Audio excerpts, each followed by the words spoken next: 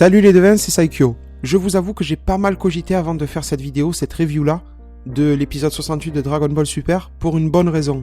Enfin, pour plusieurs bonnes raisons. Je ne souffre pas du syndrome de la feuille blanche, mais bizarrement, pour cet épisode-là, je me suis demandé quoi vous proposer.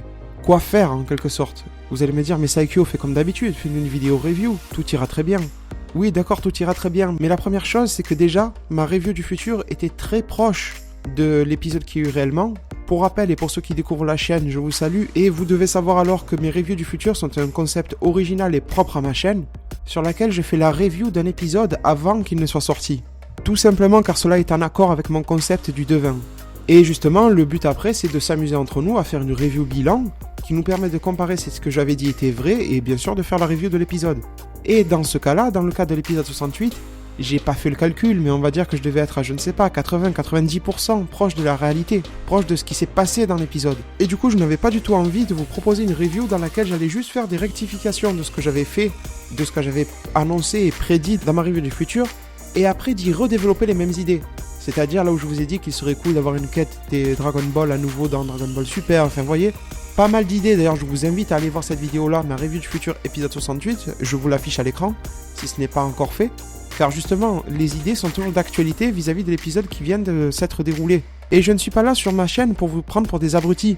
Au contraire, vous êtes une très bonne communauté, très réactive, très active et très intelligente.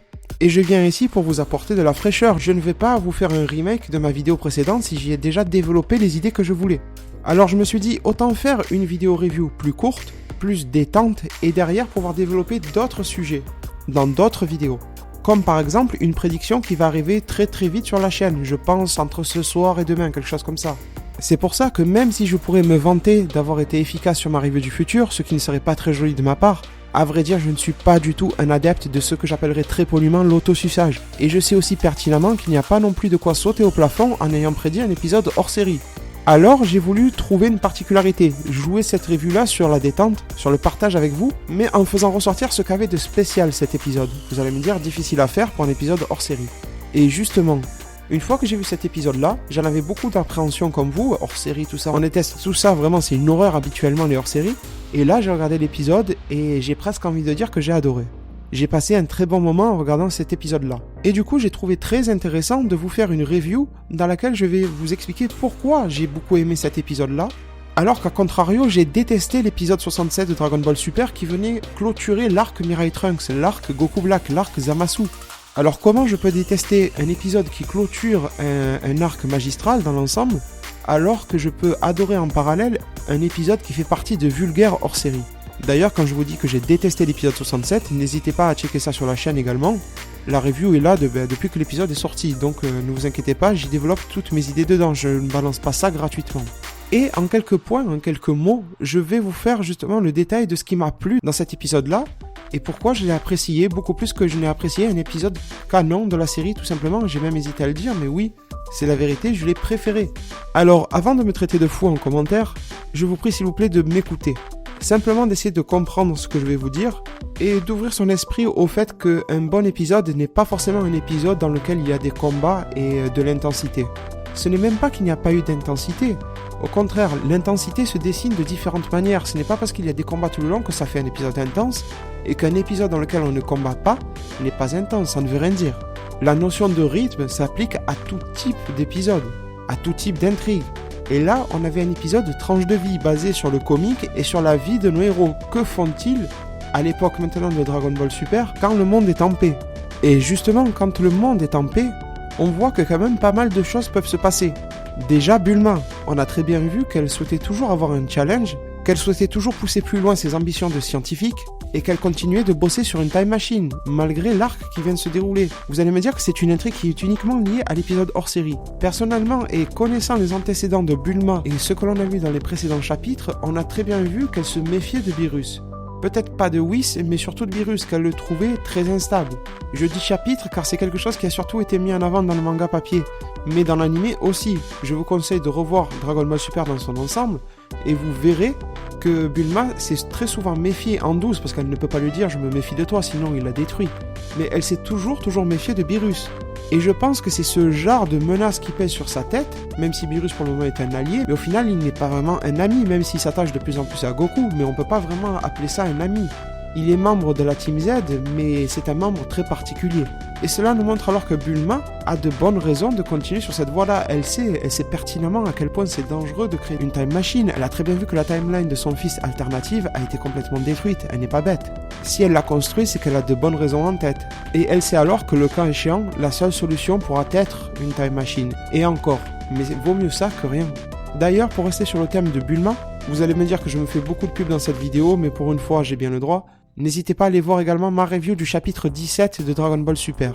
Dedans, on a des révélations sur la Time Machine, on a des révélations sur la première timeline, on a des révélations sur toutes ces préoccupations temporelles. Et j'y fais un lien avec Bulma. Comment Bulma a pu en arriver à construire cette machine, donc je ne veux pas le faire là pour pas vous spoiler. Mais ça serait vraiment cool les devins que vous alliez voir cette vidéo là, car je vous donne ma vision des choses vis-à-vis du fait que Bulma ait pu construire une Time Machine. Et je parle de Mirai Bulma, celle que l'on a vu mourir dans l'arc Goku Black. Sans trop vous en dévoiler, je trouve étrange que Bulma du présent n'a jamais vraiment réussi à construire une time machine par elle-même, sachant qu'elle est aidée en plus par son père. Tandis que Mirai Bulma l'a construit, certes sous pression de menaces de destruction. Mais au final, quand on comprend pas quelque chose, vous pouvez être menacé. Si je vous dis, tenez, 1 million d'euros et faites-moi la résolution de cette équation vraiment digne des plus grands savants de la Terre, et que vous n'avez jamais touché une bille en maths, eh ben derrière, vous n'allez pas faire grand-chose. Le million, il vous passera sous le nez. C'est juste un exemple pour vous dire qu'au bout d'un moment, c'est bien beau la pression, mais quand vous savez pas, vous savez pas. Donc je pense qu'il y a eu un déclic particulier vis-à-vis de cela, et n'hésitez pas à aller voir cette fameuse review du chapitre 17 de Dragon Ball Super, ça me ferait très plaisir de pouvoir partager et échanger avec vous sur ce sujet. Du coup, on a vu qu'en temps de paix, tout le monde mène sa petite vie, de manière assez tranquille. Goku mène une vie encore un peu particulière, dans le sens où il veut ressusciter Kaio dans cet épisode-là, qui était mort un peu par sa faute, voire même beaucoup tout de même. C'est à cause de lui que Cell, seconde forme, a explosé sur sa planète. Et voici déjà une des premières raisons pour laquelle j'ai beaucoup aimé cet épisode-là, c'est qu'à partir de là, on a eu un enchaînement de très bonnes phases d'humour, honnêtement. D'accord, c'était assez repris et répété de ce qu'on a pu avoir dans le passé, dans Dragon Ball particulièrement, là où Oolong avait fait son premier vœu face à Shenron et tout ça, mais vraiment c'était réussi. Chaque personnage arrivait à emboîter, on va dire, sa petite phrase, sa punchline d'humour, et vraiment ça collait très bien. C'est pour moi un épisode qui a permis de souffler, de faire retomber la pression vis-à-vis d'un arc qui a été très réussi dans l'ensemble, et pour moi qui restera un peu fade sur la fin, en tout cas sur sa conclusion et son dernier épisode. Et là, cet épisode a fait que je ne me suis pas pris la tête. Et d'ailleurs, en parlant de ne pas se prendre la tête, il n'y a pas eu d'incohérence tout au long de cet épisode-là. Voire même, ils ont réussi à récupérer quelques incohérences qu'ils avaient fait par le passé de Dragon Ball Super. Je vous avais déjà dit dans ma review du futur qu'il était étrange que la première fois où ils ont appelé Shenron dans Dragon Ball Super, celui-ci leur a dit qu'il pouvait exaucer que 2 vœux, alors qu'à la fin de Dragon Ball Z, l'animé Dragon Ball Z, Shenron avait été mis à jour, on va dire, amélioré par Dende, et celui-ci était capable de 3 vœux, contrairement à l'arc Cell où c'était 2 vœux. Et bizarrement, dans Dragon Ball Super, il ne pouvait en exaucer que 2. Et là, ce qui a été cool, c'est qu'ils ont récupéré l'affaire, vaut mieux tard que jamais, et Shenron leur a dit, la dernière fois je vous ai exaucé 1 vœu, donc aujourd'hui je vous en exauce 2, ce qui au total fait 3. En plus d'avoir apaisé les esprits sur cette petite incohérence, l'épisode derrière était dans la légèreté, mais une légèreté assumée, pas trop débile, vraiment dans l'esprit Dragon Ball. Parce qu'à la base, Dragon Ball et l'esprit d'Akira Toriyama, c'est rigoler, ce sont des gags. Alors peut-être que ce n'est pas lui qui a travaillé sur ce hors-série, mais en tout cas, l'état d'esprit a été respecté. Et j'ai envie de vous dire, au final, c'est ce qui compte. Oui, d'accord, vous allez pouvoir cibler une petite incohérence, c'est sur la mèche de cheveux de Gohan. Celle-ci a fait beaucoup parler d'elle, et j'ai même fait dans ma review de l'épisode 67, je vous ai parlé de Super Human God, ou Super Ningen God, comme vous voulez, c'est-à-dire le guerrier humain divin, qui pourrait être dans le futur Gohan. Mais là, dans cet épisode, la tension est retombée car on a vu un Gohan plutôt comme avant, avec ses cheveux certes en l'air en pic, et pas tombant comme dans l'arc Fukatsu no F, mais il n'avait pas sa fameuse mèche, il n'avait pas le regard qu'il a d'habitude. Mais à vrai dire, il y a au moins 2 éléments, et je dis bien au moins 2 éléments qui viennent justifier cela. Déjà, nous étions dans un épisode hors série. Souvent, les animateurs de hors série ne se servent pas des mêmes modèles et ne restent pas dans la continuité de l'histoire en termes de design pour introduire des personnages là-dedans. Peut-être que déjà ce n'était pas la volonté des producteurs, animateurs et scénaristes des épisodes, on va dire, qui font partie de l'intrigue, qui sont canons, qui voulaient rester sur un mini-teasing en fin d'épisode 67 et ne pas nous en donner plus, pour ne pas que l'on s'enflamme, pour ne pas prendre trop d'avance sur leur propre œuvre. pour garder la surprise en réserve. Justement, ne pas gâcher tout cela en plein milieu d'un épisode hors série dans lequel Gohan vient faire soigner Pan. Mais en plus de cela, sachez qu'il y a beaucoup de libertés qui sont prises sur le design des personnages dans les hors séries et qu'ils prennent très peu en considération les caractéristiques principales du scénario. Ils font à peu près au jugé. S'ils avaient voulu mettre Goku en chemise et en short, ils l'auraient fait, ne vous inquiétez pas. Donc, pour moi, cela ne veut pas dire que Gohan ne va pas faire son retour. Cela ne veut pas dire que le Gohan de la fin de l'épisode 67 n'était pas en mode combattant, on va dire, ou sur le point de faire son retour. Pour moi, on amorce toujours un retour de Gohan, et le prochain arc va en être le support. Le prochain arc canon, bien sûr. Je vous disais que cet épisode m'a permis de souffler. Et oui, justement, car l'épisode 67 m'a bien mis en run tout de même, et je pense que vous l'avez bien constaté dans ma vidéo review, ou si vous étiez là durant le live. Mais là, les phases d'humour étaient très plaisantes. Même Pilaf a réussi à me faire rire alors que j'en avais marre de le voir. Le fait qu'il se fasse écraser à de multiples reprises, le fait qu'en plus ça soit Gohan qui lui marche dessus, alors que Gohan d'habitude est quelqu'un de respectueux, et même pour des phases d'humour, il ne se serait pas permis ça. Et là, c'était surprenant et c'était cool et drôle. Pas très en adéquation avec le personnage de Gohan, mais justement, ça faisait l'effet de surprise. Bien sûr, on n'a pas dérogé à la règle avec les vœux très pervers à la fois de Oolong et de Kame Sennin. Et d'ailleurs, grâce à Bulma, tout le monde a été plutôt satisfait. Et Kame Sennin, pour une des rares fois, a eu son rêve pervers exaucé, pas par le biais de Shenron, mais il l'a eu. C'est ça pour lui le principal. Et cette fois-ci, c'est celui de Oolong qui ne l'a pas été. Vous voyez que quand même, il y a quelques petits trucs insolites et surprenants au sein même d'humour basé sur la nostalgie. Sur un schéma classique, on se serait attendu à voir tout simplement Kame Sennin et Oolong se faire taper tous les deux, Pilaf se faire embarrer une simple fois sans trop nous faire rire, et là franchement c'était bien fait. Je vous avais également fait part du fait dans ma review du futur que chacun des vœux serait exaucé mais pas par Shenron. Enfin pas tous du moins. Et que quelqu'un viendrait faire en sorte que cela se réalise. Je vous avais parlé par exemple de Videl qui pourrait appeler son père Hercule Satan pour que C18 récupère son argent. Et bien là c'est un peu le même procédé qui a été utilisé, dans le sens où c'est Bulma en fait qui a fait en sorte que cet argent soit remis à C18. Vous voyez, l'épisode a fonctionné sur les mêmes mécanismes que prévu. Sauf qu'au final tout a tourné autour de l'intelligence de Bulma qui a même réussi à, pas séduire, mais à se mettre dans sa poche C18. Et ça je pense que c'était pas gagné de base. Là où ça a coincé niveau scénario de cet épisode, c'est quand Bulma a voulu faire exaucer son vœu, sachant que c'était le dernier restant après avoir soigné Pan, pour avoir sa fameuse pierre du centre de la Terre, que Goku s'est empressé d'aller chercher pour pouvoir faire ressusciter Kaio. Car comme annoncé également, je vous avais dit que Goku resterait assez silencieux durant cette demande de vœu, il regarderait, serait spectateur un peu de tout le monde s'agiter, et que Shenron aurait son plus long temps d'apparition jamais vu dans Dragon Ball, ça a été le cas. D'ailleurs, il a dû forcer jusqu'à sa limite et on a même vu un Shenron qui tremblait car il n'arrivait pas à tenir. Ceci étant dû à sa limite, son temps d'apparition possible une fois qu'il a été invoqué. Il ne peut pas rester là pendant trop longtemps. Ça doit être consommateur de sa force spirituelle, de son ki, de son peut-être ki divin, qui sait. Étant donné que les Dragon Ball ont été forgés depuis les Super Dragon Ball qui ont été elles-mêmes fondées par le dieu dragon Zarama. Donc en quelque sorte, Shenron et Ponga et tout ce que vous voulez doivent posséder du ki divin. Bon, en tout cas, Beerus s'est empressé de mettre un terme, du moins temporaire, sur toute cette histoire de minéraux, de fragments de pierres qui se trouvent au centre de la Terre, nécessaires pour faire démarrer la Time Machine. Il a détruit la Time Machine et a détruit les notes de Bulma, de Mirai Bulma. C'est pour ça aussi qu'en début de vidéo, je vous disais d'aller voir ma review du chapitre 17 de Dragon Ball Super, car justement, je vous donne une solution au fait que Mirai Bulma ait pu construire toute seule une Time Machine, tandis que Bulma du présent a eu besoin des notes d'elle-même, ce qui n'est pas cohérent.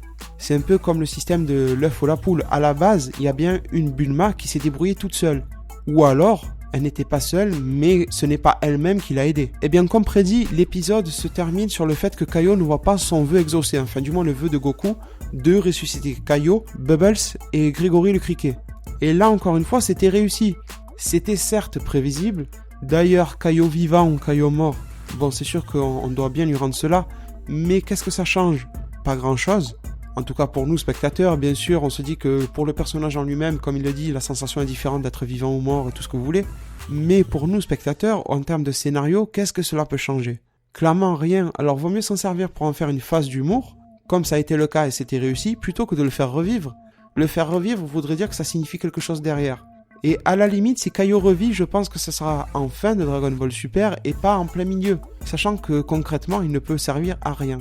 À part être de bons conseils, mais ces conseils, il peut les prodiguer aussi bien mort que vivant. Et donc, pourquoi j'ai également aimé cet épisode? Car il était très bien animé.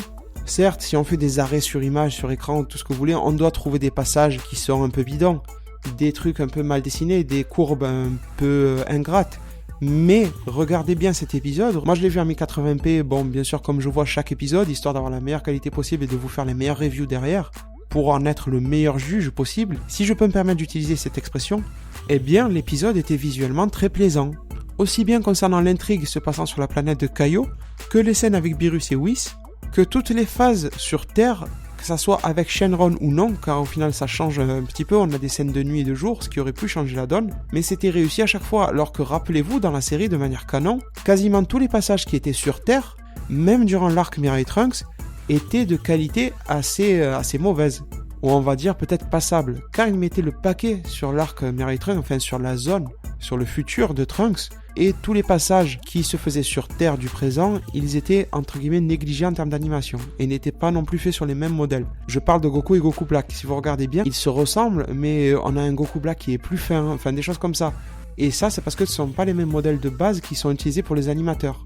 Et là, c'était joli. Alors bien sûr, il n'y avait pas de combat, aucune scène pouvant appuyer cette qualité d'animation, mais ça faisait parfaitement le taf. C'est pour cela que je l'ai trouvé intense, dans le sens où son caractère comique était assumé, était omniprésent mais sans être trop poussé, sans être trop lourd, et que l'on avait vraiment de voir une tranche de vie de nos héros. Un passage où ils n'avaient pas vraiment à se prendre la tête pour une menace, mais pour un dilemme qui les regardait à eux, entre leurs petites affaires. Et quand on est fan de Dragon Ball, je trouve que cela a autant de valeur qu'un arc où il va y avoir du combat, ou dans lequel il va y avoir des révélations scénaristiques. Tout cela était supporté par une OST, une musique d'ambiance qui n'était pas folle, mais qui était beaucoup plus dans les thèmes de ce qu'on avait au début de Dragon Ball Super, mais à la différence que c'était mieux placé. C'était les mêmes musiques, mais elles étaient mieux placées à de meilleurs moments et de manière plus légitime. Ah oui, petite chose que j'ai oublié de vous dire en début de vidéo, c'est que le générique d'intro a changé, c'est-à-dire qu'ils sont revenus sur l'ancien modèle, et qu'ils ont enlevé celui où l'on voit Trunks, où l'on voit Black et tout ce que vous voulez, Zamasu, en même temps c'est logique, étant donné que l'arc Mirai Trunks est terminé, et que la menace Zamasu a été éradiquée. Cet épisode, empli de nostalgie mais en même temps rafraîchissant, s'est en plus poursuivi avec une preview de l'épisode suivant, l'épisode 69, très agréable également, qui signe de manière sûre le retour dans la série, enfin un retour surprise, un retour temporaire, de Arale Noramaki, le personnage issu de Dr. Slump. Et les devins, j'ai une vidéo sous le coude qui arrive à vous proposer concernant ce personnage-là. Je sais qu'elle intrigue pas mal, que beaucoup de monde se demande pourquoi et comment elle est capable de rivaliser avec un Goku même Super Saiyajin Blue, et que beaucoup se disent que cela est ridicule. Et en même temps, beaucoup se demandent quelle peut être son origine, quel est son rôle, d'où vient-elle, fait-elle partie du monde Dragon Ball? Et je trouve tout cela très légitime de votre part. Donc, une vidéo arrive également, qui marquera également le retour des émissions Refaire le passé. J'espère que vous serez présents au rendez-vous et que cette vidéo rétrospective sur le personnage de Arale vous plaira tout autant que ça m'a plu de vous la proposer et de la construire. Et justement, on voit également que cet épisode est plein de phases d'humour. Je suis sûr que ça va être encore beaucoup plus drôle que n'a pu l'être cet épisode 68, beaucoup plus réussi en termes de phases d'humour et va apporter également tout son lot de fraîcheur. Et même, regardez, quoi, Trunks a grandi? Oh putain, ils ont fait une ellipse.